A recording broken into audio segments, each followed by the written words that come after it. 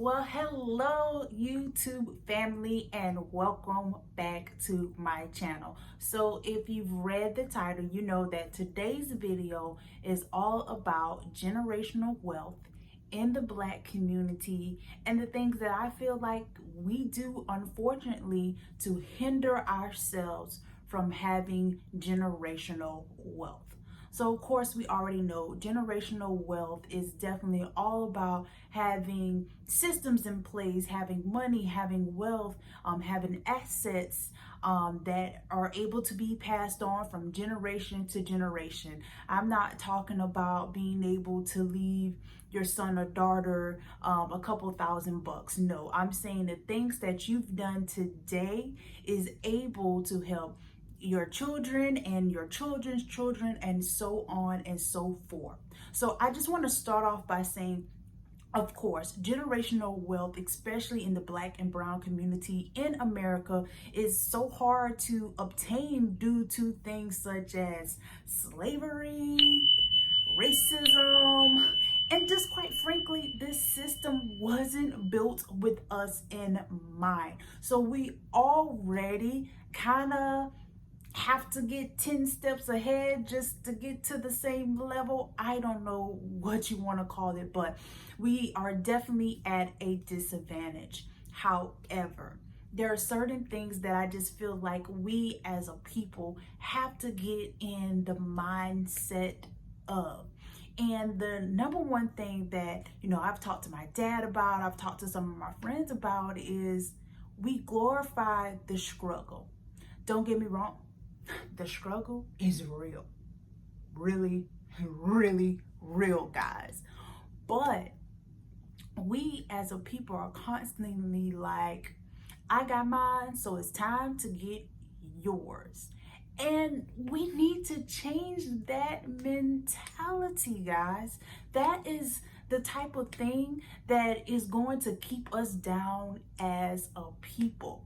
Let me give my family and use my family as an example. My dad, I can honestly say my dad got it out the mud, guys. And if you don't know what got it out the mud means, that means he struggled, he fought, he definitely branched out and had to get things the hard way on his own.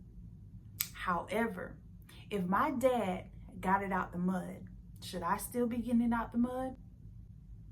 If we're truly trying to build generational wealth and we're truly trying to make it, if my dad is getting out the mud, I should be dusting it off. If I'm dusting it off, Chance, my son, he should be spit shining it. And along the way, someone in my bloodline, in my family, in my generation should be one day looking up at something shiny and new. That is what it's about.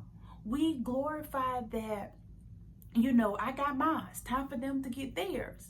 Do you feel like our counterparts of different races are saying that? They have no problem saying, hey, I went to Harvard. Let me put in a good word for my son. That is how their son gets to go to Harvard.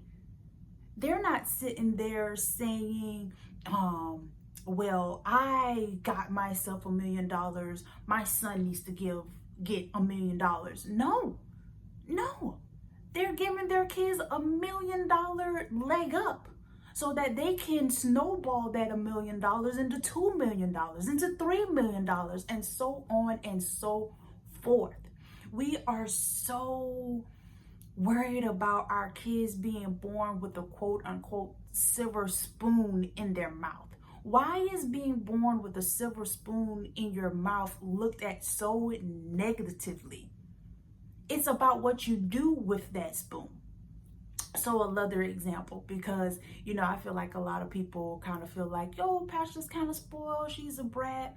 But I just feel like I'm being set up for success. And I don't think there's nothing wrong with that. So everyone knows I do photo booths. I have been doing my photo booth business since 2016. So with that being said, no one will lend me a dime. I'm talking about banks. I never really had credit cards, anything like that. Went to banks, asked for little personal loans. No one would give me a dime. So one guy at the bank said, can someone in your family just lend you the money? It's 2,500. You know anybody? And I was like, oh gosh, I'm gonna have to ask my dad. He's the only one I know that could possibly give me the money. So, I met my dad with a PowerPoint and everything. Dad, this is why I need $2,500. And to start a photo booth business for $2,500 back then was really lowballing it, okay, guys? So I got this totally janky photo booth from this guy I met that lived like out in the woods, who had a workshop in the back of his house, just real weird and shady, okay? So my dad gave me that $2,500 to start that photo booth.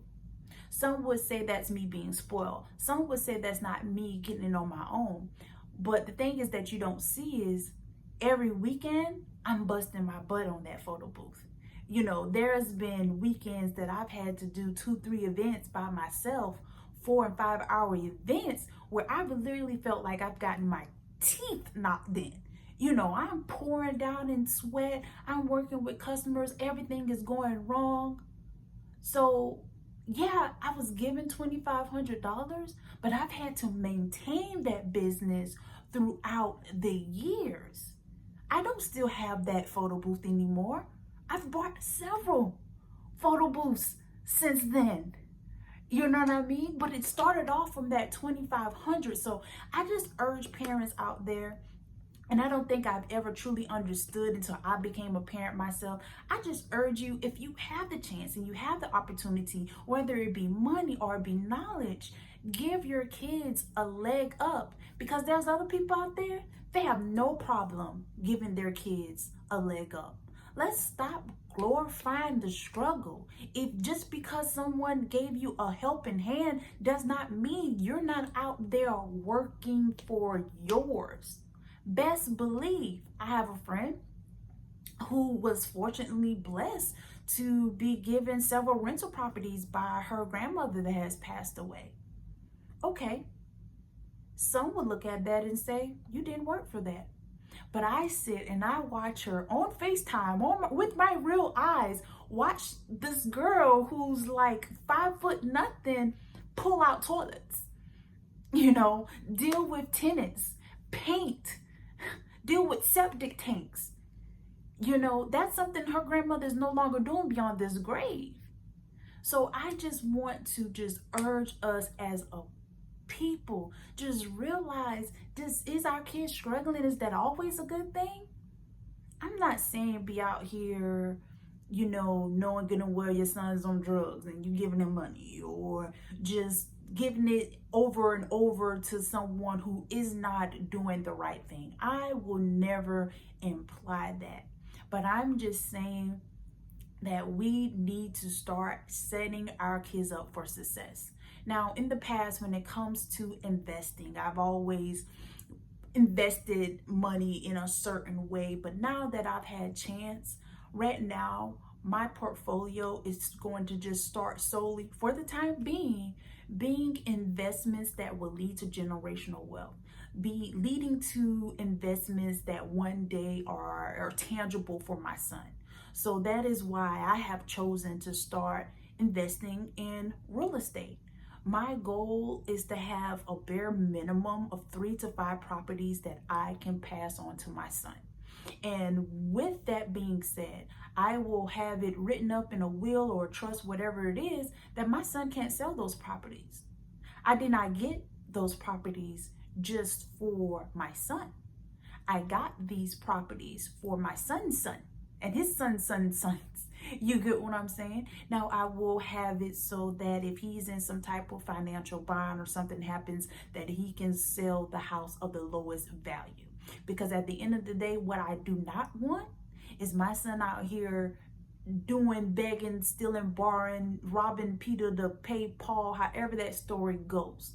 I want him to take the deed to that property, sell it, and get what he needs. But I want my son to work for what I've given him, because guess what? It takes work to maintain things that I've given to you.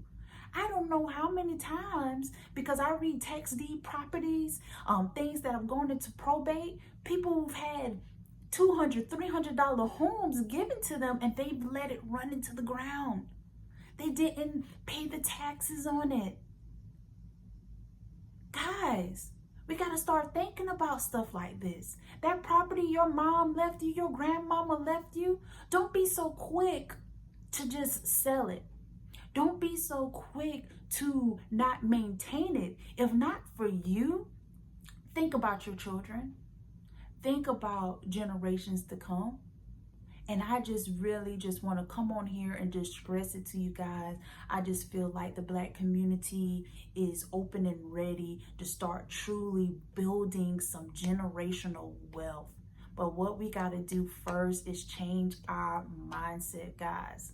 Stop glorifying the struggle.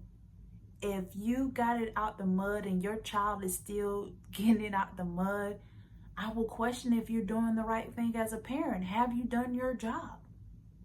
The Bible even speaks about generational wealth, okay? And about how a man should basically set up his family for success, not just that current at the moment success. No, generational success, okay? That's in the Bible. We as parents, we constantly talk about how we will die for our children. And trust me, the moment I laid eyes on Chance, I knew I have no problem laying down my life for him. There's no question. Oh, I will go in peace. But we need to ask ourselves, will we live for our children? Think about that. Think about that. We're always talking about how we will die for our kids. We will die for our kids, but will you live for your kids? Will you work out so that you're healthy? Will you start making investments for your kids?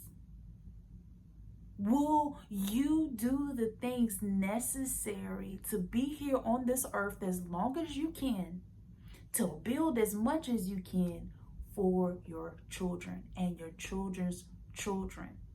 You know, I want one day when I'm dead and gone 50 years, they're like, that's grandma.